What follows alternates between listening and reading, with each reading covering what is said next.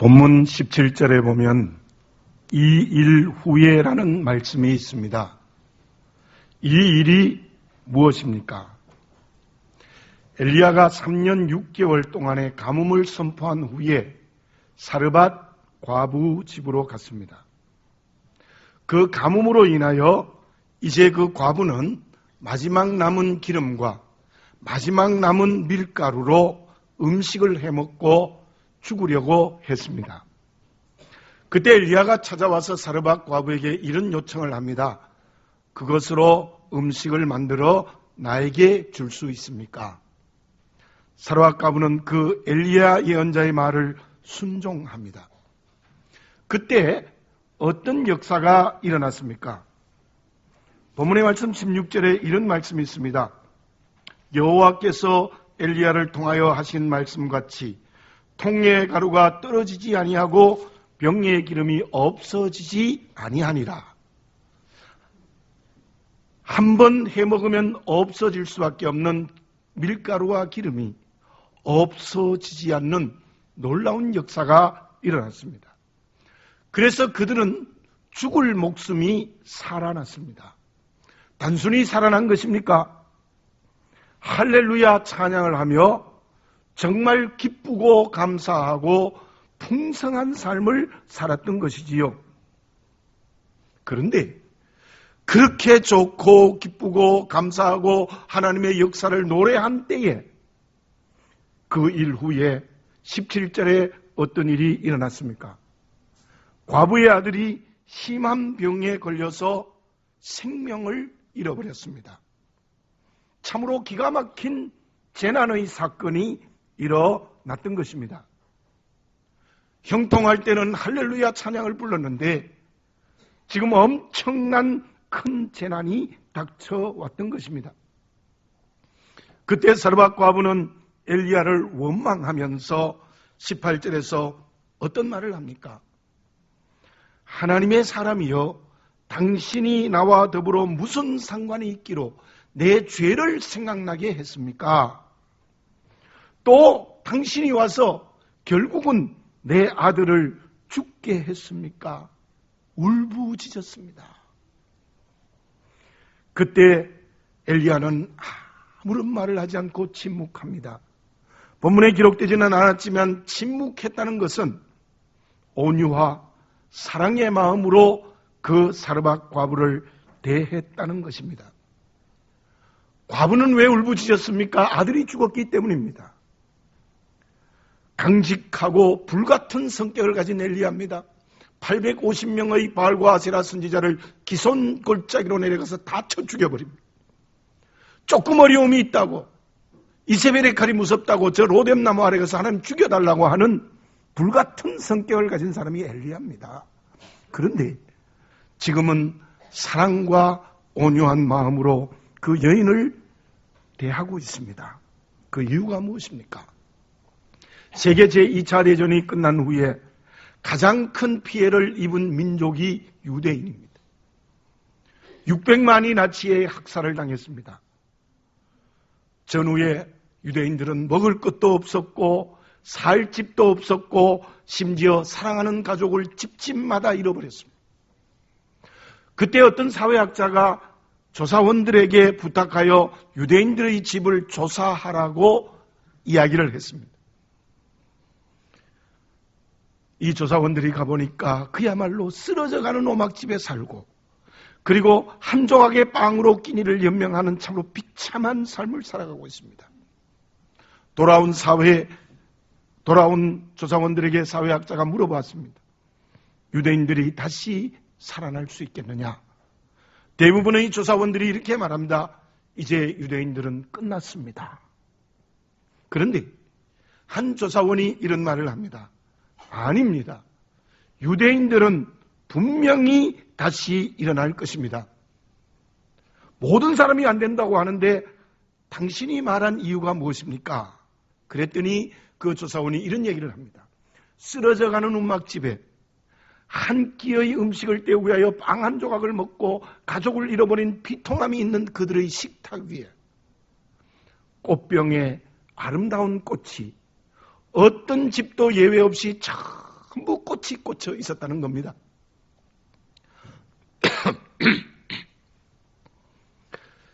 전후에 지금까지 유대인들이 어떻게 되어졌습니까? 지금 유대인들은 세계의 경제, 학문, 예술, 정치까지 다 한 손에 장악하고 있습니다. 그 이유가 무엇일까요? 그들은 세계 제2차 대전이 지난 후에도 자기들의 정체성을 잃지 않았습니다. 다시 말씀드리면 우리는 하나님의 택한 민족이다. 우리는 많은 민족 가운데 하나님의 선택된 민족이다. 그 믿음을 가지고 그들은 하나님 앞에 서 있었다는 겁니다. 그리고 하나님께 희망을 걸었기 때문에 집집마다 꽃병에 아름다운 꽃을 꽂아 두었다는 사실입니다. 지금 사르밧 과부는 어디에 서 있습니까? 죽은 아들 앞에 서 있었습니다. 그의 인생의 전부가 그 외아들입니다. 그 외아들 앞에 서서 비통의 눈물로 원망의 울부짖음을 부르짖고 있는 것입니다. 그런데 불같은 성격을 가진 엘리야는 어떻게 사랑과 온유한 마음으로 그 여인을 대합니까? 그 이유는 오직 한 가지, 엘리야는 하나님 앞에 서 있습니다. 왜냐하면 외아들, 그 아들이 죽은 곳에도 하나님의 뜻이 있다는 것을 영적 눈을 열고 엘리야는 보고 있는 겁니다. 그리고는 하나님 앞에 굳게 서 있기 때문에 사랑과 온유한 마음으로 그 여인을 대할 수 있었다는 것입니다. 저와 여러분, 지금 나의 환경이 어떻습니까? 어떤 관계를 맺고 있습니까? 과부처럼 재난의 환경입니까? 억울하게 관계를 맺은 누명을 쓴 관계 속에 어려움을 당하고 있습니까? 아니면 반대로 형통했습니까? 성공했습니까? 잘 되고 있습니까? 좋은 관계를 맺고 있습니까? 저와 여러분, 어떤 환경과 어떤 관계 속에서도 우리는 엘리야처럼 유대인들처럼 하나님 앞에 서 있어야 합니다. 왜 그렇습니까? 재난 속에도 하나님의 뜻이 있고 형통 속에도 하나님의 뜻이 있기 때문입니다. 몇 주 전에 이만수 감독이 간증하는 가운데 제 마음을 가장 크게 울렸던 것이 무엇이냐면, 평소에 알고는 있었지만 그의 실제적인 이야기를 통해서 한 간증이 무엇입니까? 내게 일어난 모든 사건, 환경과 관계, 우연은 없다. 하나님의 뜻이 있어서 내게 원수와 같은 타자, 원수와 같은 코치가 있었지만 그들을 통하여 내 이름을 드러내게 하시는 하나님의 뜻이 있었다. 그 간증이지 않습니까? 우리는 데살로니가전서 5장 16절, 17절, 18절을 너무나 잘 외우고 있습니다. 항상 기뻐하라, 쉬지 말고 기도하라, 범사에 감사하라. 이것이 그리스도 예수 안에서 너희를 향하시는 뜻이니라. 외우면 되겠습니까? 잘 알면 되겠습니까? 우리의 모든 환경에 구별된 하나님의 뜻이 있기 때문에 항상 기뻐하고 쉬지 말고 기도하고 범사에 감사해야 된다는 것입니다.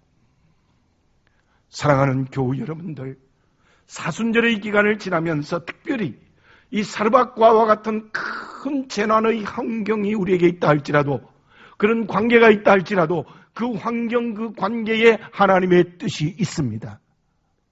영적인 눈을 열어 하나님의 뜻이 있는 우리의 환경과 관계를 보시는 그리스도인이 되어지시기를 바라겠습니다. 그때 우리는 온전히 엘리야처럼 하나님 앞에 서 있을 수 있습니다.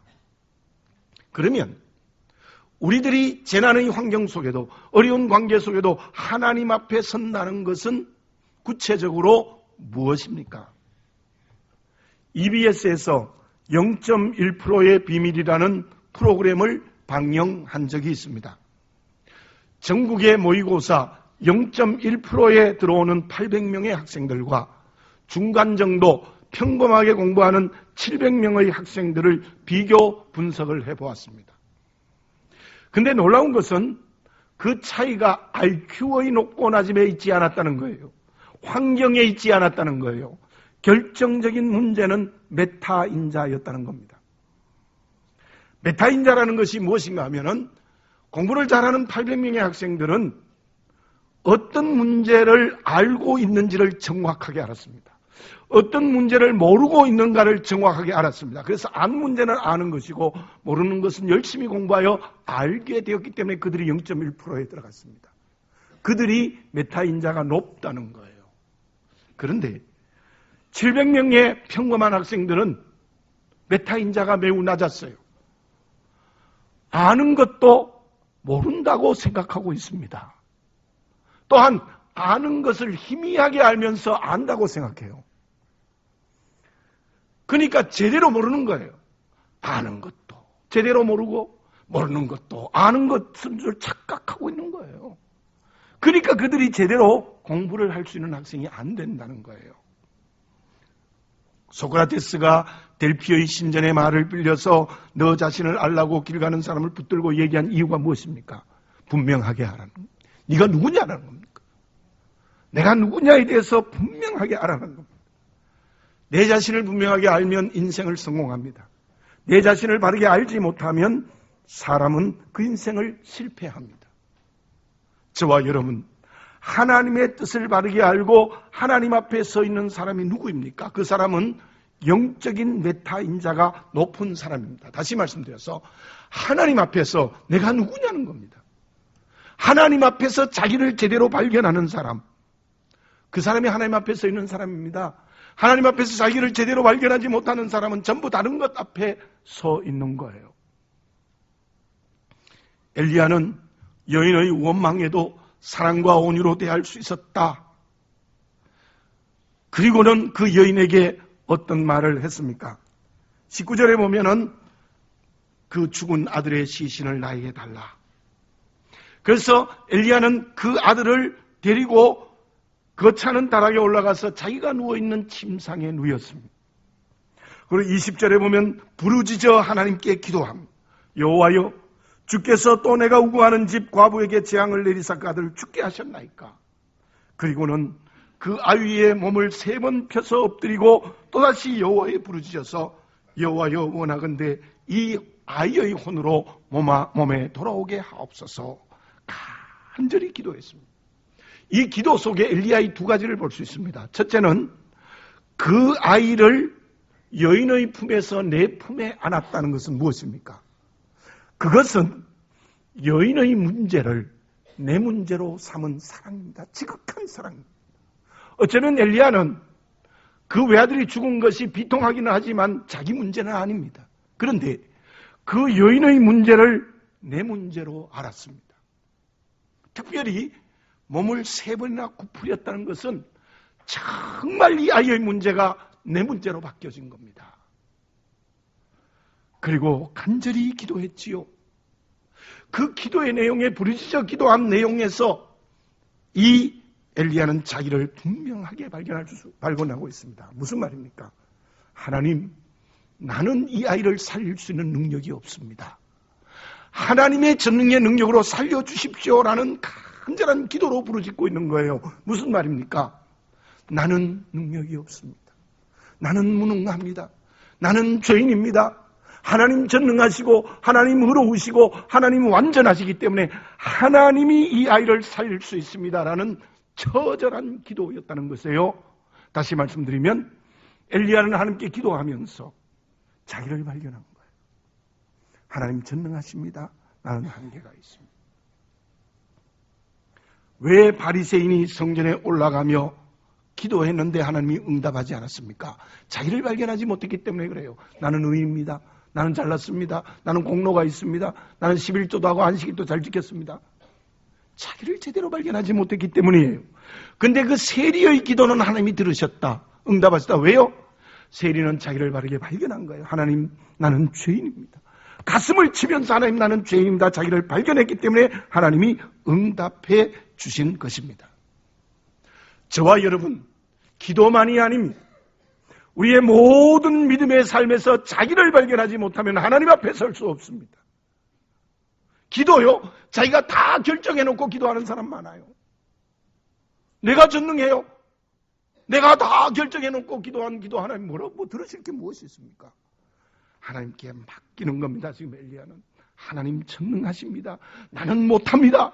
이걸 분명한 자기 발견을 했다는 것입니다. 사명을 감당한도 마찬가지예요. 내 힘으로 하는 게 아니에요. 우리 교회가 원래 성령의 능력으로 예수 그리스도의 증인이 되자지 내 능력으로 예수 그리스도의 증인이 되는 겁니까? 그 말씀 자체도 나는 못합니다. 나는 한계가 있습니다. 나는 무능합니다. 여러분들 많이 공부한 사람일수록, 경험을 많이 한 사람일수록, 내가 많이 안다고 하는 사람일수록 하나님 앞에 정말 절대적으로 무능하고 죄인이 되는 자기를 발견하는 엘리야가 되시기를 바라겠습니다. 그때 하나님 앞에서는 그리스도인이 되고 그 하나님 앞에서 하나님의 뜻을 발견할 수 있게 되는 거예요. 우리 주님의 십자가가 무엇입니까? 저와 여러분들의 죄를, 저와 여러분들의 모든 죄를 자기의 것으로 삼으신 사랑이 십자가입니다. 엘리야와 어쩌면 똑같습니다. 그리고 우리 주님은 하나님이 있어도 하나님의 뜻을 이루기 위하여 십자가를 지시는 겁니다. 예수님은 사람이 되신 자기를 바르게 발견하여 십자가를 지셨기 때문에 저와 여러분들을 구원하신 것입니다. 저와 여러분 정말 사랑할 수 있겠습니까? 너의 아픔이 내 아픔이 될 수 있겠습니까? 몸을 3번 구부릴 수 있겠습니까? 그 아이의 시신을 안고 기도할 수 있겠습니까? 그 사람이 하나님 앞에 선 사람입니다. 그리고 하나님 전능하십니다. 나는 한계가 있습니다. 나는 무능합니다. 나는 죄인입니다. 바울이 디모데전서 1장 15절에서 이런 고백을 합니다. 디모데전서를 쓸 때는 디모데후서가 유서입니다. 디모데전서도 그의 만년에 쓴 겁니다. 나는 죄인 중에 괴순이라. 물론 바울이 예수 믿기 전에 많은 죄를 지었지만 예수 믿고 나서는 얼마나 하나님의 일을 많이 했는데도 나는 죄인 중에 괴수라고 고백했어요. 자기를 바르게 발견한 거예요. 오늘 예배를 드리면서 엘리야처럼 바울처럼 영적인 메타인자가 높은 그리스도인이 되시기를 바라겠습니다. 하나님 앞에 무능하고 죄인이고 한계가 있다는 분명한 자기 발견을 하시기를 바라겠습니다. 그 사람이 주의 고난에 동참하는 사람이에요. 거기에 하나님께서 크게 응답하시는 역사가 우리에게 일어나게 될 줄로 믿습니다. 그러면 사르밧 과부의 외아들이 죽은 이 재난 속에 있는 하나님의 뜻이 무엇입니까? 하나님의 뜻이 구체적으로 무엇입니까? 이런 동화의 내용이 있습니다. 산골짜기에 물이 흘러가 시냇물이 되었어요. 시냇물이 되어 흘러가다가 강물이 되었어요. 강물이 되어 흘러가다가 사막에 도착을 했습니다. 그런데 그 산골짜기의 물의 희망은 저 바다에 가는 거예요. 근데 사막에 도착하니까 물이 점점 더 사막에 스며들어서 없어지고 있어요.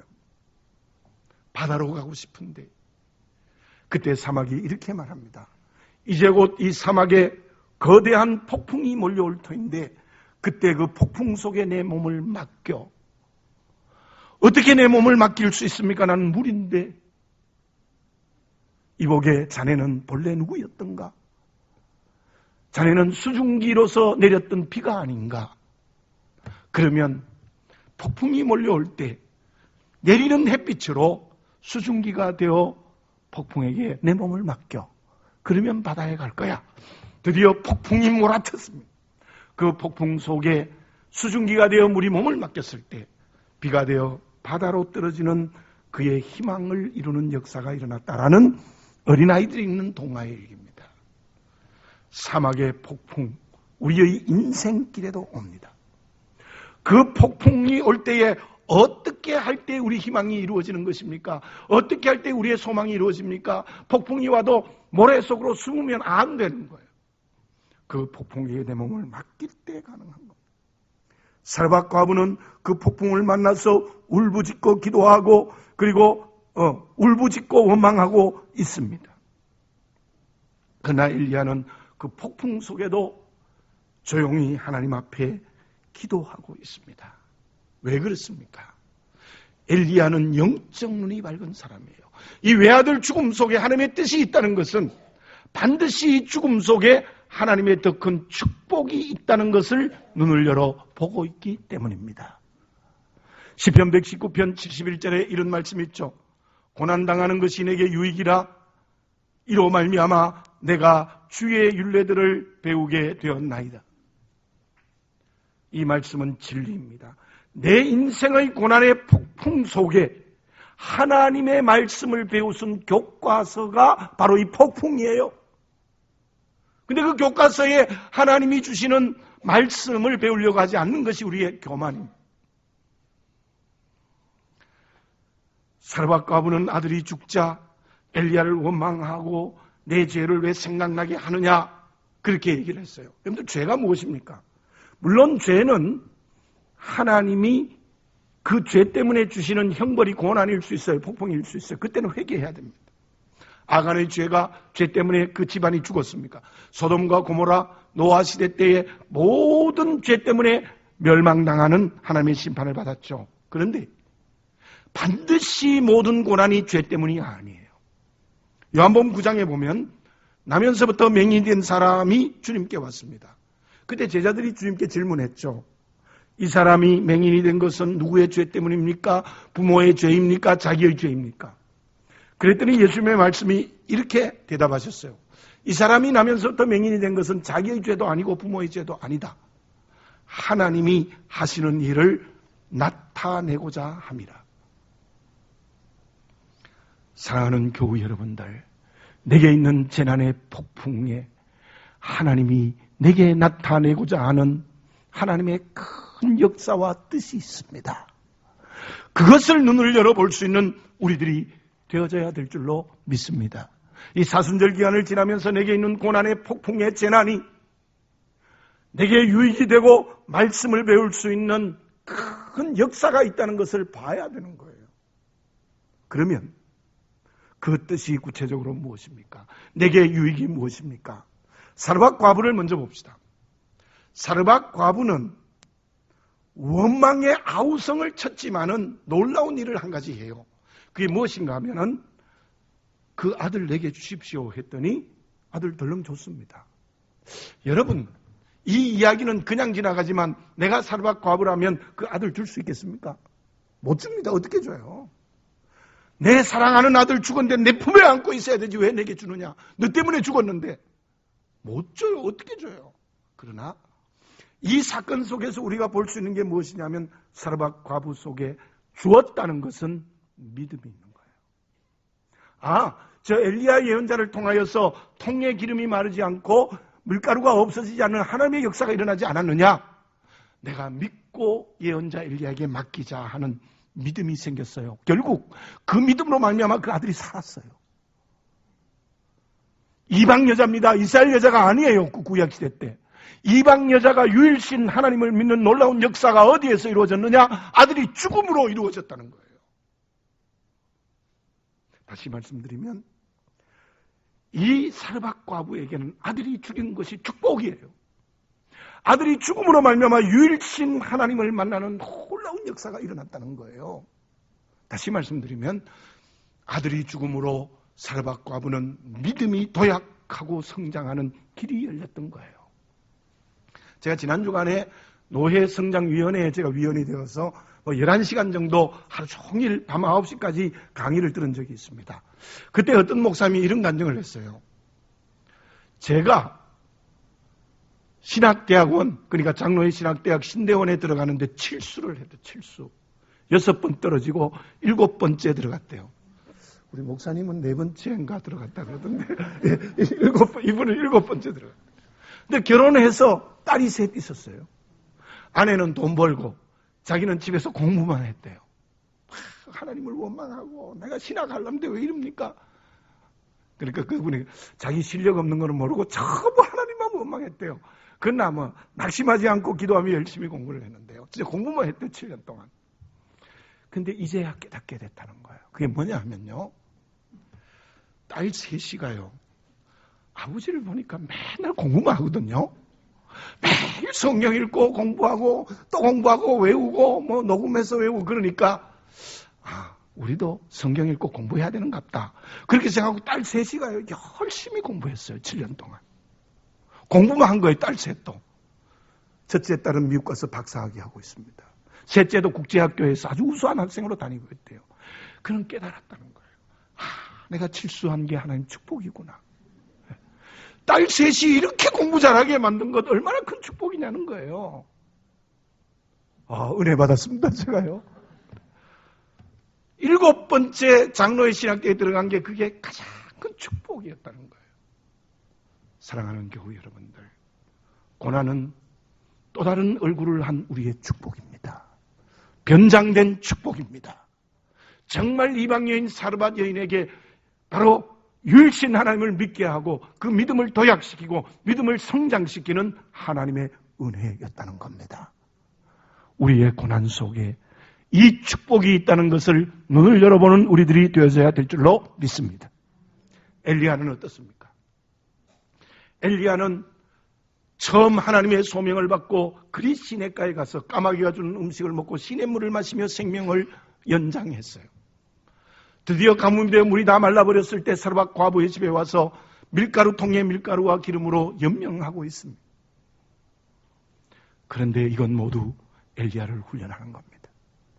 지금 하나님께서는 엘리야를 통하여 한 생명이 죽었는데 살리시는 능력의 역사를 보여줍니다. 왜요? 바로 다음에 있을 온 민족을 살려야 하는 사명의 믿음을 주시기 위해서예요. 걱정하지 마라, 두려워하지 말라, 너 기도하니 사람이 살았지 않느냐, 너 850명의 발과 아세라 선지자가 되려 너 이긴다, 그 믿음의 훈련을 하신 거예요. 다시 말씀드리면 엘리야는 이 일을 통하여 더 큰 사명의 문을 열었습니다. 사랑하는 교우 여러분들, 우리의 고난의 축복 속에 더 큰 하나님의 일을 하는 길을 열어주시는 하나님의 뜻이 있습니다. 그렇죠. 집사람 외삼촌, 저 외삼촌이 우리 지금 천국 가셨는데 그 옛날에 아주 지식인이었어요. 미군 부대에서 통역을 하시고 영어를 아주 잘하시는 분이셨는데 그분이 이제 마지막 은퇴를 하시고 시골에 와서 교회를 섬기고 있는데요. 그분 자녀들이 다 그야말로 세상적으로도 잘 됐어요. 맏아들은 서울대학교를 졸업하고 국비장학생으로 미국 가서 돌아와서 연구소에서 지금도 일하고 있고요. 그리고 둘째, 셋째 아들은 목사님이 되셨어요. 근데 막내 아들은 늦게 낳았는데 그 아들이 서울에서 대학에서 공부를 잘한 학생이었어요. 아주 유쾌하고 쾌활한 청년. 저도 잊혀지지 않는 친구인데요. 그런데 방학이 되어서 시골에 고향에 내려왔다가 목사님이 타는 오토바이 뒤에 타고 이제 가다가 목사님이 멈춰 서 있는 덤프트럭을 모르고 부딪혀버렸어요. 신비하게 목사님은 별로 안 다치고 살았는데요. 뒤에 있는 그 아들이 죽었습니다. 튕겨서 부딪혀서 죽었어요. 얼마나 기가 막힌 사건입니까? 제가 그 옆에서 장로님과 권사님의 아픔을 보았는데요. 목사님 입장이 이게 어떻게 되겠어요? 그래서 목사님이 장로님 앞에 가서 사표를 했습니다. 제가 도저히 목회할 수 없습니다. 그랬더니 장로님이 이렇게 말씀하셨어요. 목사님, 아들이 천국 갔을 겁니다. 하나님의 뜻이 있습니다.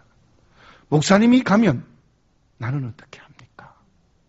강하게 완강하게 거절하셨어요. 그런데 참으로 놀라운 것은 그 일이 온 동네에 알려지게 되고 그 시골 교회가 부흥하는 계기의 역사가 일어났습니다. 사랑하는 교우 여러분들, 이 사순절을 지나는 고난의 기간에 우리가 정말 주의 고난에 동참한다는 것은 믿음의 도약을 시키는, 믿음을 성장케 하는 하나님의 축복이 재난입니다.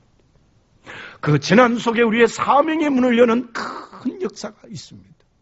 우리 성암교회도 그 고난의 눈물 속에 우리 교회가 시작하지 않았습니까? 우리가 다시 한번 변장된 축복으로 주시는 고난 속에는 하나님의 뜻을 보는 우리가 되어져야 될 줄로 믿습니다. C.S. 루이스는 이런 말을 합니다. 고난은 모든 그리스도인에게 일어난다. 그러나 그 고난을 주시는 하나님은 나쁜 하나님이 아니라 좋고 선한 하나님입니다. 왜냐하면 그 고난을 통해서 반드시 그리스도인을 축복하기 때문이다. 그러한 하나님의 뜻을 보는 우리가 되어질 때 주님의 고난에 동참하는 그리스도인이 될 수 있을 줄로 믿습니다. 결과는 어떻게 되어졌습니까? 22절에 보니까 살아났습니다. 기도를 하나님 받고. 그리고 23절에 보니까 그 엘리야의 살아난 아들을 안고 어머니에게 살아났다고 얘기할 때 24절에서 여인이 엘리야에게 어떤 말을 했습니까? 이제야 당신은 하나님의 사람이시요 당신의 입에 있는 여호와의 말씀이 진실한 줄 아노라. 이제야. 욥이 온갖 고난을 다 겪고 난 다음에 마지막 그 은혜 앞에서 욥기 42장 5절에서 무엇이라고 말했습니까? 내가 죽게 대하여 귀로 듣기만 하였사오나 이제는 눈으로 주를 배움나이다. 이제는 여러분들, 이 축복이 우리의 고난 속에 있음을 눈을 열어보는 그리스도인이 되어져야 될 줄로 믿습니다. 암스테르담의 한 자판기에 이런 글이 있습니다. 3분만 꼼짝하지 않고 서 있으면 캔의 음료수를 공짜로 주겠습니다. 진짜로요? 3분만 꼼짝하고 탁 서 있으면 음료수가 타락 공짜로 떨어져요. 근데 조금만 움직이면 안 주는 거예요. 기계가 인식을 해서.